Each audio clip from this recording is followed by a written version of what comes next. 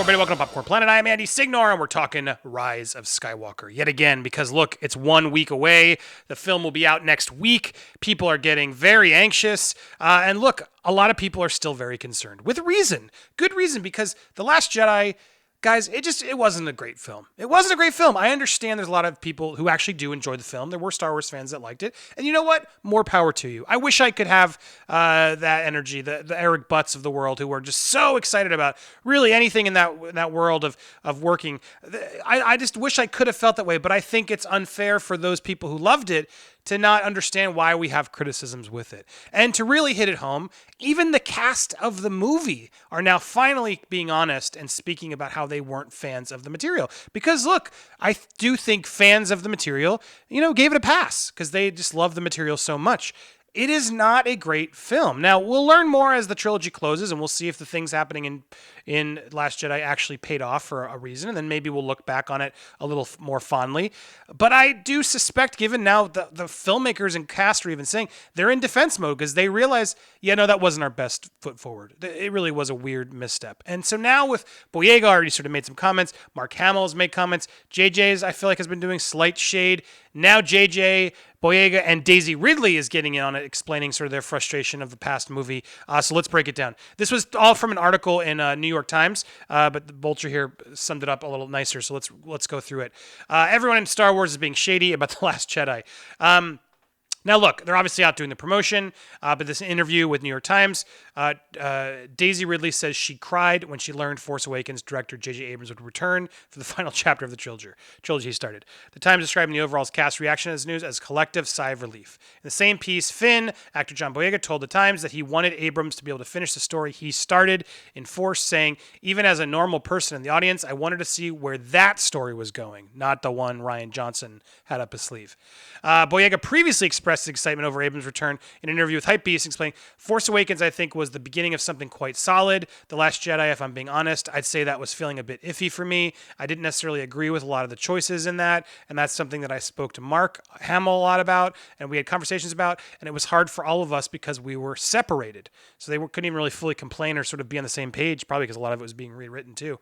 And so here they are. They're all airing their grievances, as this article sort of points out. If you go to the article itself, they really sort of talk about this. Apparently they wanted, Kennedy's now saying whether this is true or not, I don't know. Part of me believes it could be true. But why wouldn't it be? But she was wanting Abrams to do all three of these movies. I feel like that's a bit of a news story they've said for a while. It's not like a new fact. But he said, "Are you crazy?" And he had enough on his plate. Pretty obvious it was overwhelming, she said. Instead, Last Jedi was written by Rian Johnson. In his story, they were separated from one another, confronting personal roadblocks. The actors found it just as challenging to make. The characters were very frustrated, and it felt that way, Isaac said. You felt the difficult energy of those scenes, figuring that stuff out. The Last Jedi release was also a success. It was a success because people wanted to see Star Wars. But each time it addressed one of the several cliffhangers left dangling from Force Awakens. What would happen to Rey when Rey returned the Sith lightsaber to Luke Skywalker? Who were her parents? Who was Supreme Leader Snoke? Johnson's movie seemed to say the answers to these questions aren't as important as you think. Abrams praised, of course, because he has to, The Last Jedi for being full of surprises and subversion and all of sorts of bold choices. It's a polite way of saying, look, he did some new things. Good on him for taking some shots at goal. On the other hand, he added, it's a bit of a meta approach to the story. I don't think that people go to Star Wars to be told this doesn't matter. Ouch! He's right. He's absolutely right, and that's the problem. And now I know there's critics who are like, well, it shouldn't matter. He's changing things up, and that's what we need to do in the future of Star Wars is not keep relying on the nostalgia. Go somewhere new.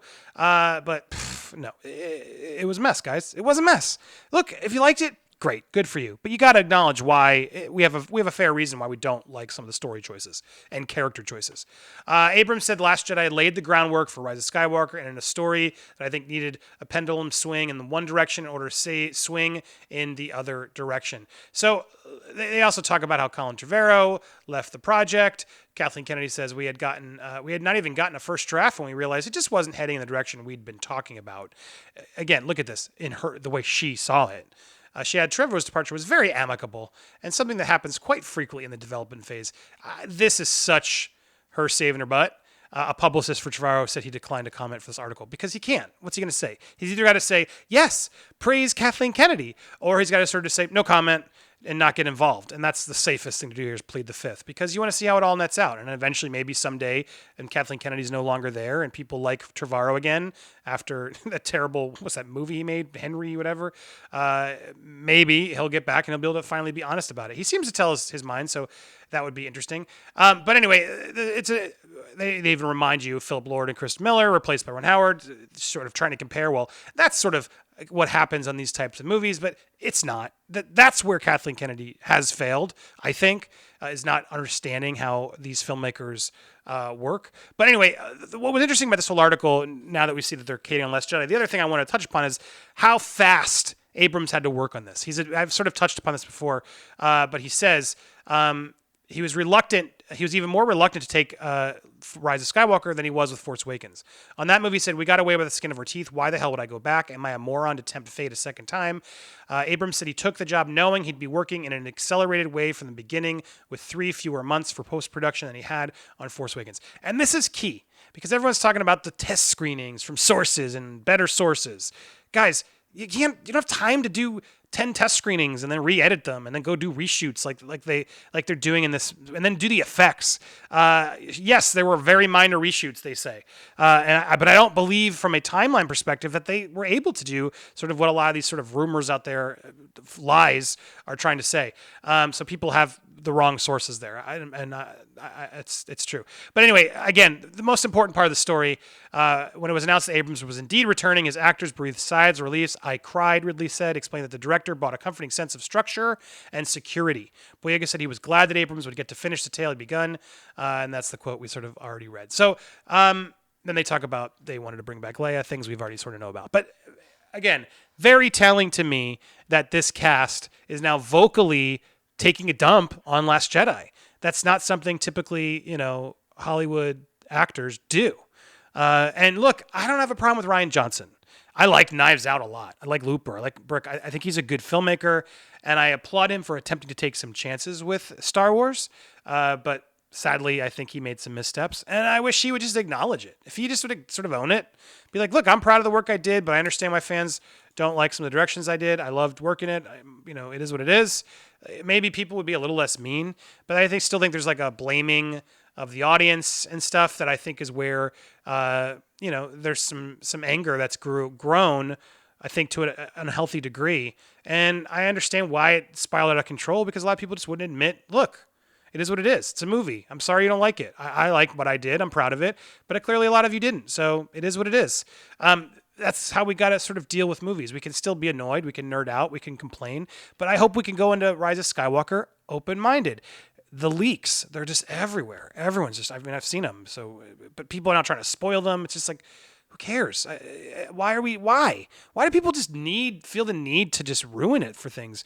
That's just the worst thing you can do to somebody. Just spoil it just because you feel the need to they ruined your franchise, so I'm going to ruin it for you. That just shows how terrible it's gotten. And it's sad. It's just sad. Anybody who feels the need of watching this and you feel the need to do that to someone, dude, go or do debt, whatever. Go get some help. Like, that's just so weird. Like, work on you and don't hurt others, because people want to just have life's tough, man. And people just sometimes want a relief to go in the theaters and escape and go into space. And maybe it's not perfect. Maybe it's not the Star Wars they hoped it would be or they expected it to be. But for 2 hours, 2.5 hours, they can just tune out, go to a galaxy far, far away and feel like a kid again. And just check off that cynical brain and enjoy it. And to be honest, that's how I felt during Last Jedi. I mean, there was parts of it, but I sort of watched it like, oh, cool, distractions, interesting. And then, I sat on it, and then I didn't like it, and I've complained about it. But not as much as others. But the point being, like, come on, guys. Look, the cast's clearly admitting it. I think slowly history will show Last Jedi will not stand the test of time as the best films. I think Rise of Skywalker may help it, or it'll all be a big bumbling failure. But let's give JJ the benefit of the doubt. Let's give him a chance to admit that he can hit an ending. Something that I applaud him for being more humble about, because he said in the same New York Times article, he knows what audiences think of him. I've never been great at endings, JJ said, just hours after delivering the finished version of The Rise of Skywalker.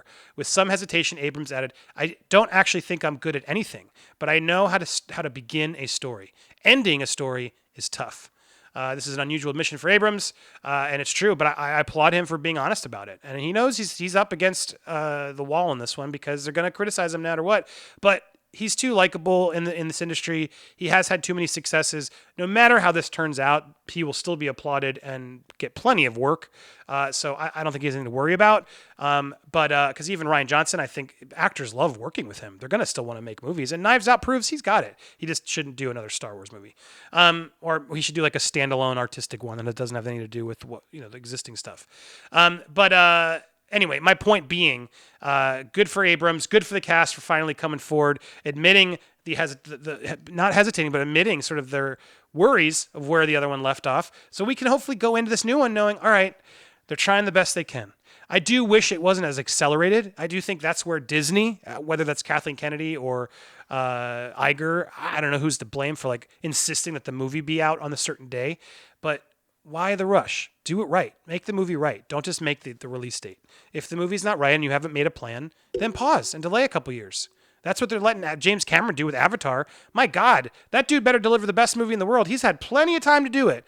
And he's making 4 movies at once, which is a mistake. Make one more movie and make sure the audience likes it, and then make the other movies. But man, that's just the hubris on him. Whoo, that is just destined to fail. He's starting to fail with his side projects, the Terminators and sadly Dark Battle Angel, which I wish would have worked. Alita, but man, the pressure of Titanic of Avatar. Whoo, that's going to be massive. I can't wait to break that down with all you guys. In the meanwhile, let's go in. Let's try. Come on, some of you out there, help me out. Leave me down in the comments below, social media.